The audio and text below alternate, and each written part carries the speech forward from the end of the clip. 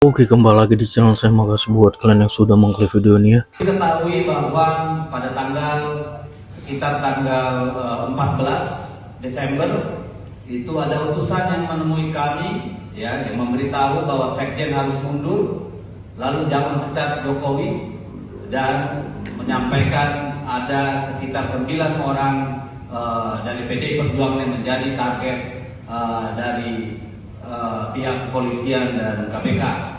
Lagi-lagi tuduhan datang dari PDI Perjuangan yang mengatakan Bapak Jokowi ya mengutus seorang PDI Perjuangan untuk mencabut dipecatnya seorang Bapak Jokowi. Yang diisukan Bapak Jokowi ingin lagi kembali ke PDI Perjuangan. Nggak salah tuh ya. Ya Pak, intinya gini lah ya, jangan main-main fitnah ya. Bapak Jokowi itu udah cukup difitnah kalian, oke? Sampai difitnah mau kembali ke PDI Perjuangan, mau ngapain? Hah? Ngapain ke PDI Perjuangan? Bapak Jokowi mau bikin partai sendiri pun itu jauh lebih kuat daripada PDI Perjuangan. Ingat itu. Jadi saran saya ya Banteng, lebih baik kamu itu fokus dengan partaimu sendiri, perbaiki isi di dalam partaimu ya. Ibu Megawati yang saya hormati, tolong ya, Anda menjadi contoh dan didik kader-kader Anda itu yang sering menyerang Bapak Jokowi dengan fitnahan-fitnahan. Kalau mau partai Anda bertahan ya. Karena kalau nantinya Bapak Jokowi bikin partai ya, tahu sendirilah ya. Ya seperti itulah ya. Udah cukup lah dengan fitnah-fitnahan. Masa sekelas Banteng PDI kok mainnya fitnah kotor terus. Guys, ini melihat ekspresi Pak D. Jokowi. Ini ekspresi yang sangat perlu partai PDIP aware tentang ini. Dan menjadi aneh ya, PDIP ini selalu mengkait-kaitkan semua hal dengan Pak D. Jokowi. Dari Sitorus, kemudian sampai ke pengacaranya Magdar Ismail dan sebagainya. Ini membawa nama Jokowi, ada dendam Jokowi, pokoknya menghalangi dinasti Jokowi, sebagainya. Apa yang mau dihalangi? Nggak ada yang mau dihalangi. Ini sudah kejadian, apa yang mau dihalangi lagi? Ya kan? Oh, semua udah selesai.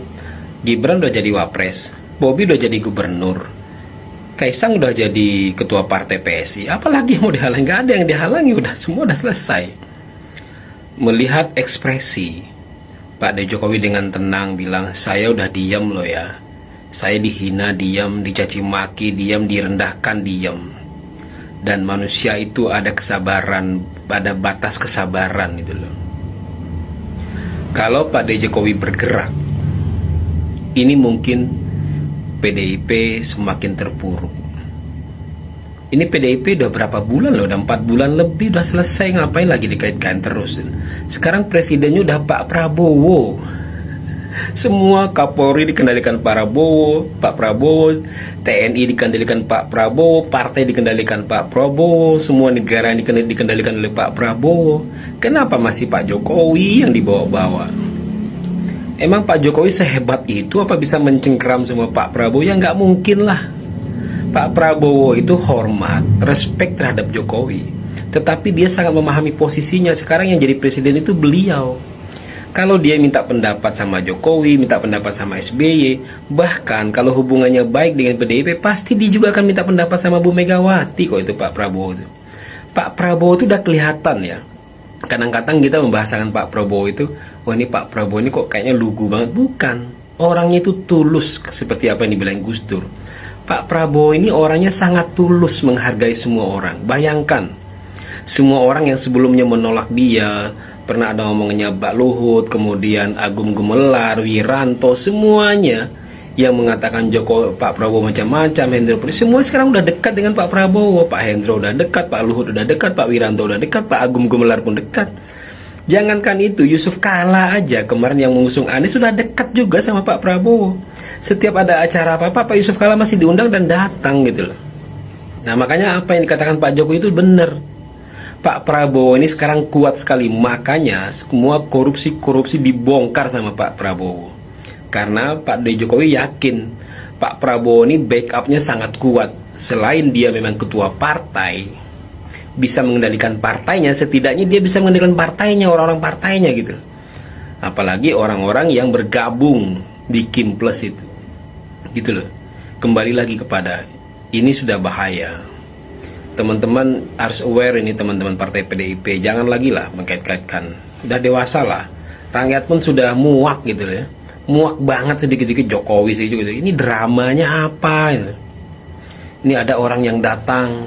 Siapa yang datang? Siapa namanya? Kapan? Kapan pula disuruh sama Jokowi? Semuanya omon-omon aja ya.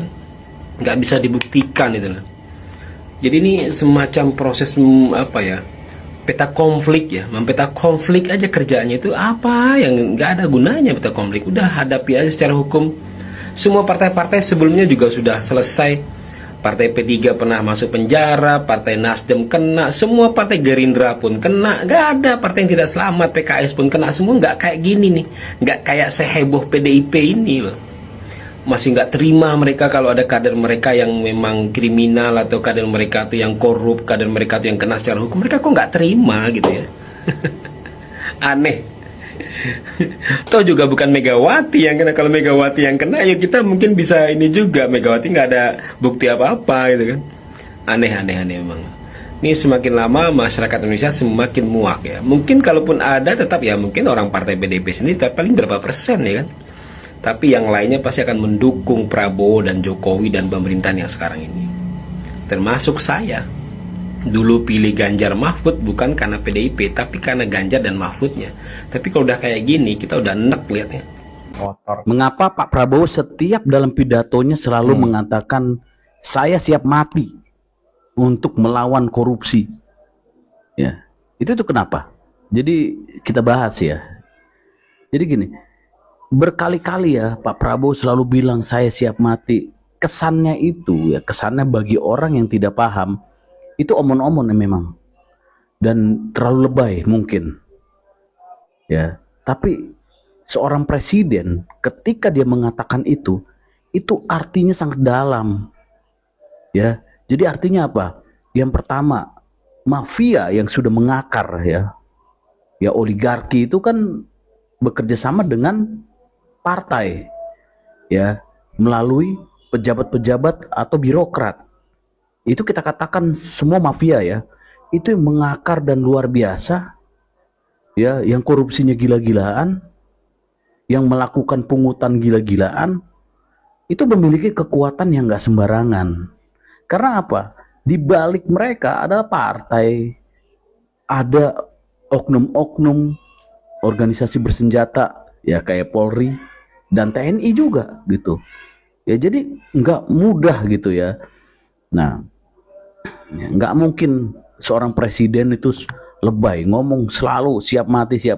Emang kenyataannya Pak Prabowo itu diincar karena sekarang dengan cara efisiensi itu banyak yang terganggu ya, yang biasanya mereka mudah ya merampok ya bersama ya, sekarang digoyang, dibongkar itu semua ya. Tentu saja mereka akan melawan ya.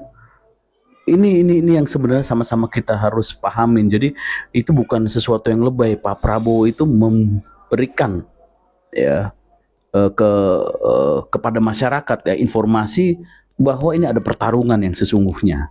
Jadi kita kasih dukungan lah Pak Prabowo, kita doakan sama-sama jangan sampai Pak Prabowo di tengah jalan dihajar sama orang-orang itu. Gitu ya. Kalian sudah lihat berita viral belum nih? Foto ini yang lagi viral sekarang, seorang anak bernama Veronica Duterte. Ini yang dipeluk adalah bapaknya yang waktu menjabat sebagai presiden menghukum metong para pengedar narkoba gitu ya. Dan pada akhirnya ada beberapa yang protes dengan beralaskan itu melanggar HAM begitu cenah. Padahal mayoritas rakyatnya sangat setuju atas kepemimpinan bapaknya, di mana yang bertindak tegas atas narkoba gitu loh. Untuk generasi selanjutnya nggak ada ampun namanya buat pengedar narkoba, bener banget. Gue sebagai rakyat Indonesia juga setuju. Ini adalah seorang anak yang membela orang tuanya, bukan lagi membela presiden gitu kan. Yang dia tahu keputusan bapaknya adalah untuk menyelamatkan generasi berikutnya. Orang yang tidak setuju dengan keputusan bapaknya, ya pasti orang-orang yang terlibat narkoboy, entah itu pengedarnya, kurirnya, atau pemakainya, siapa lagi ya. Gue langsung kebayang seandainya someday ya kan Prabowo presiden kita, ini kan sudah ancang-ancang begitu kan. Kayak semua rakyat tuh setuju kalau ada hukuman metong buat para korupsi begitu ya, buat para koruptor gitu. Terus kan pasti nggak mungkin enggak ada segelintiran orang atau rakyat yang nggak setuju turun ke jalan demo seperti sebelum-belumnya gitu kan. Sekarang kita pikir aja pakai logika, yang berdemo dan tidak setuju itu siapa lagi, ya kan? Kalau nggak pejabat yang koruptor itu pelakunya, atau anak-anak pelakunya, ya kan? Anak-anak koruptor itu disuruh turun ke jalan, pura-pura mengatasnamakan rakyat, nggak setuju kalau dihukum mati melanggar HAM. Yes, siapa lagi yang protes kalau bukan pelaku koruptornya atau keluarganya atau yang menikmati hasil dari uang korupsi itu? Sudah jelas. So, itu juga yang akan kami lakukan sebagai anaknya Prabowo. Nah, gue bukan anak secara biologis, tapi gue menganggap dia bapak gue gitu, karena gue juga gak punya bapak dan dia presiden gue. Ya apa salahnya gue nganggap dia bapak gue. Gue akan membela dia seandainya someday dia mengeluarkan hukuman metong untuk koruptor. Ada yang turun protes bilang itu melanggar HAM. Gak ada kata HAM untuk para koruptor yang dengan sadar menggelapkan uang negara untuk mengayakan diri dia sendiri. Di saat dia menikmatin hasilnya, dia tidak memikirkan nyawa orang lain. Kenapa kita harus memikirkan nyawa dia? Itu intinya. Jangan pernah takut. Kita sebagai pembela kebenaran, jangan percaya dengan tampilan orang. Karena apa? Lucifer sekarang nyamar jadi manusia kayak kita. Apa buktinya? Ya kan bulan puasa katanya Syaiton dikurung. Buktinya masih banyak yang berbuat jahat. Berarti kan selama ini memfitnah Syaiton yang membisikkan mereka, padahal mereka Syaitonnya. Tapi tampilan mereka biasanya seperti orang yang memuja Tuhan. Nah, pastiin zaman sekarang mereka penampilannya adalah Lucifer yang lagi menyamar. Hati-hati. Seperti berita yang kita lihat sekarang, ya kan? Mereka justru pemilik tempat prostitusi, punya klub malam, tempat diskotik. Sudah jadi rahasia umum, bisnis lendir di mana-mana. Tapi mata kita semua sudah terbuka, melihat fakta yang ada tidak bisa ditipu lagi oleh mereka. Yang menjual jabatan, yang menjual agama, tidak mempan lagi. Semua rahasia kalian sudah terbongkar. Mari tetap berdiri tegak kepada pemerintahan yang sah, berantas semua korupsi, para penjual agama, para perusuh yang suka demo mengatasnamakan rakyat. Padahal rakyat sebenarnya tahu mana yang benar dan mana yang salah. Sekian dan terima kasih. Love you.